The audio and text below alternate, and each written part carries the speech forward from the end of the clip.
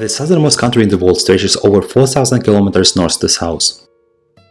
Moreover, Chile also claims more than 1 million square kilometers of Antarctica. The country is actually more than 4 times longer than Spain. Chile is the third country in Latin America in terms of GDP per capita, behind only Uruguay and Panama. The life quality in this mountainous South American country is similar to that in Eastern Europe.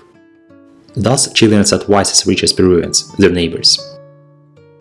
In the 16th century, the Spanish started to conquer the region, and eventually it became a part of the Spanish Empire. Although conquistadors did not find much gold and silver they originally searched for, they valued the Mediterranean climate and fertile soils.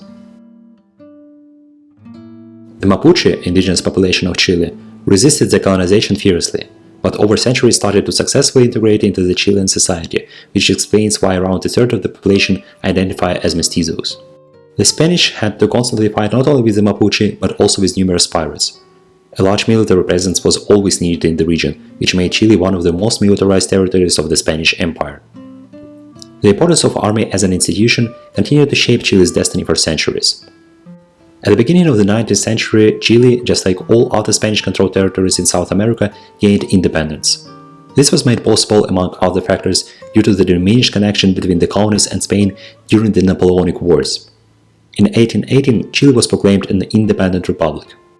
Now let me answer one of the frequently asked questions about Chile. Why didn't Chile and Argentina become a single large country with an access to both the Atlantic and the Pacific Oceans in the 19th century?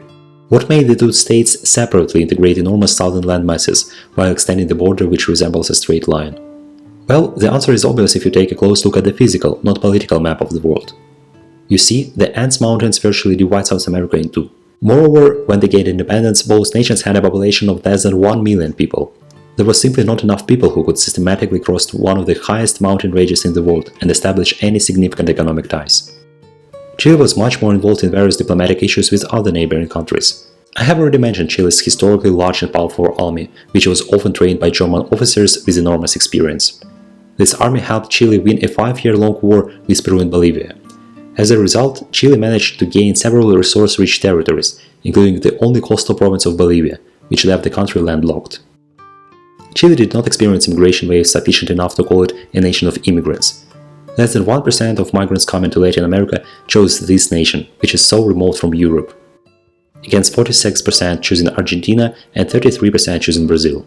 Even Uruguay, a relatively small country, welcomed 8 times more migrants in the late 19th century. The only significant factor that diminished Chile's popularity as an immigrant destination is its distance from Europe. Poor European families were not ready to spend more on a journey that would take them even further from their countries of origin. Therefore, the country's population is 2 times smaller than that of Argentina. 30% of its population currently live in the capital city, Santiago. To help better understand how great the climate conditions in Chile are, it could be useful to compare its latitude with those of Spain and France.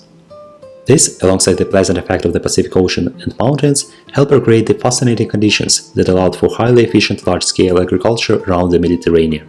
Principal consumer markets are located in the Northern Hemisphere, which allows Chile to be one of the primary exporters of fruits and vegetables from December to April. Given that the country has one of the longest coastlines in the world, it also has a tremendous fishing industry.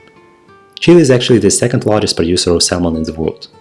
Although wine, fish and agriculture make up a significant part of Chilean export, mining is the industry that really brings wealth to the nation. Chile is the world's second largest producer of copper and lithium.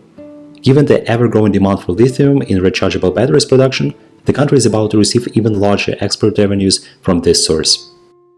Tourism has also become a fast-growing industry recently, as the country boasts unique and various sceneries, alongside flora and fauna. Patagonia, the extreme south of South America, has been especially popular among tourists in recent years. Thanks for watching, don't forget to subscribe and recommend the topic for next video in the comment section.